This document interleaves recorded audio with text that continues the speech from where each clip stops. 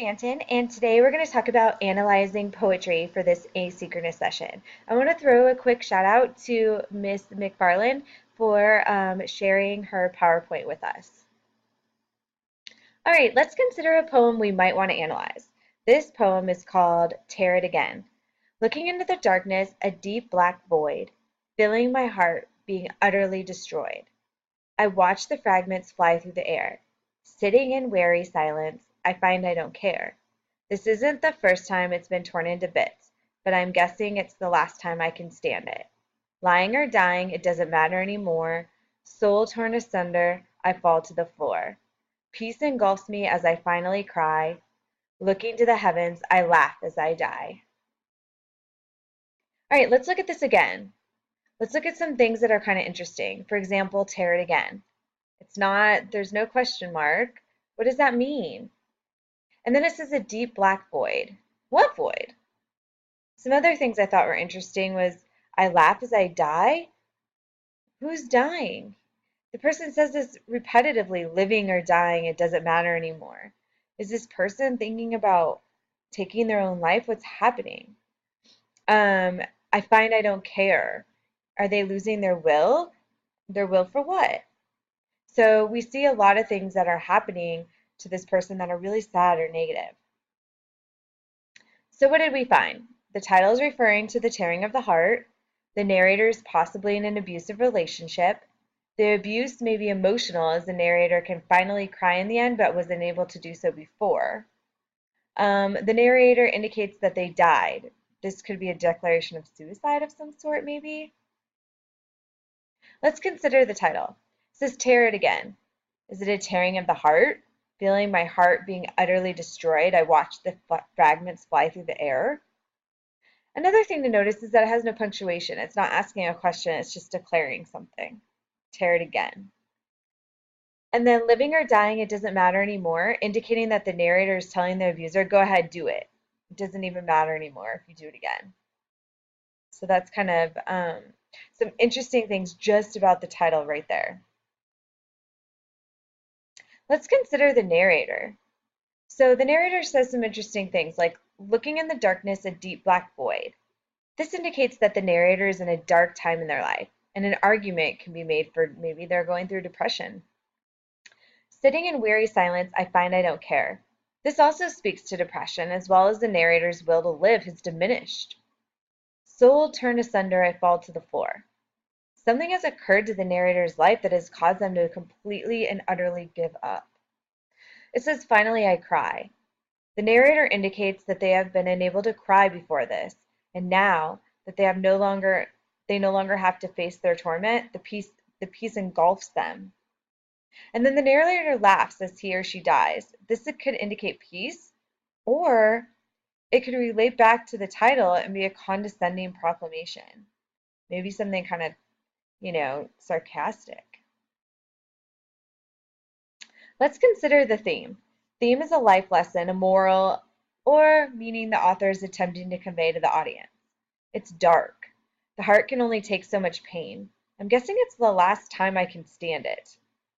If the cycle of abuse is not stopped, the victim is the one to suffer, feeling my heart being utterly destroyed.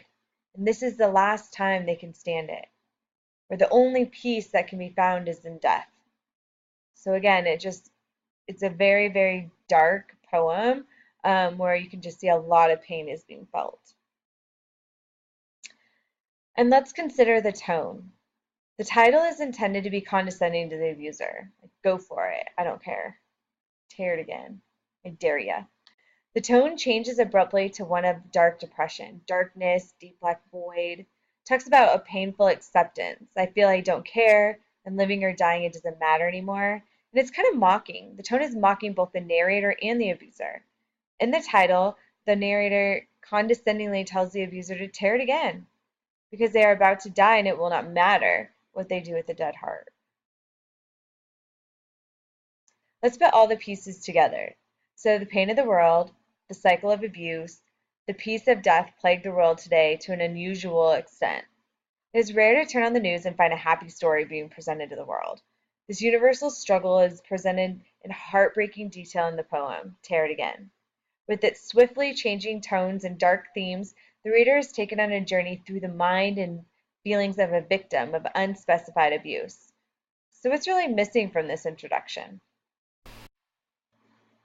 From the title of the poem alone, the reader is given a taste of pain and despair from that the narrator is suffering. Tear it again is a foreboding statement that indicates that something has been torn before, and the narrator is telling his or her intended reader to tear it again. The audience quickly learns that the tearing taking place is the narrator's heart, as they feel their heart is being utterly destroyed, and they watch the fragments fly through the air, indicating that a heart-tearing event has just occurred.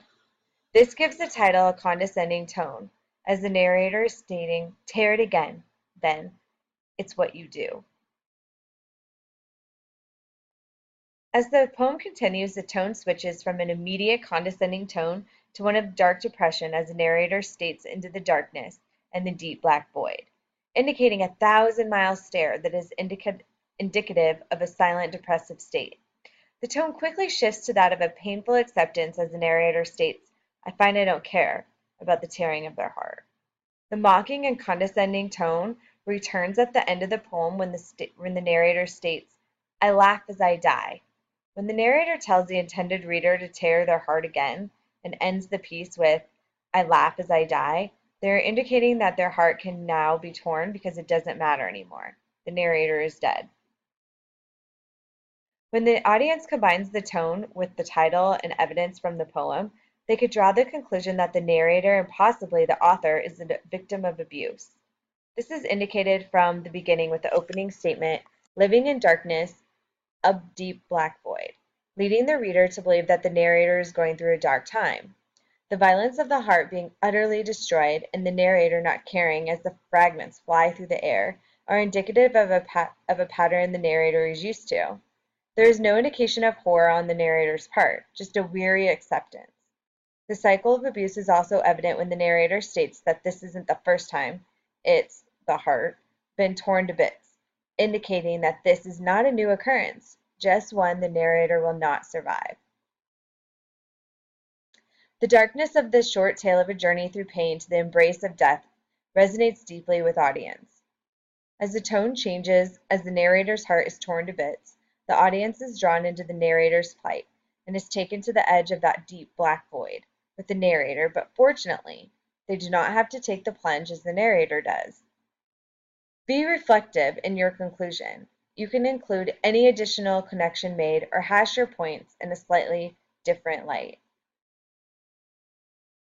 Your exit ticket, or your job now, is to think of a song that you like.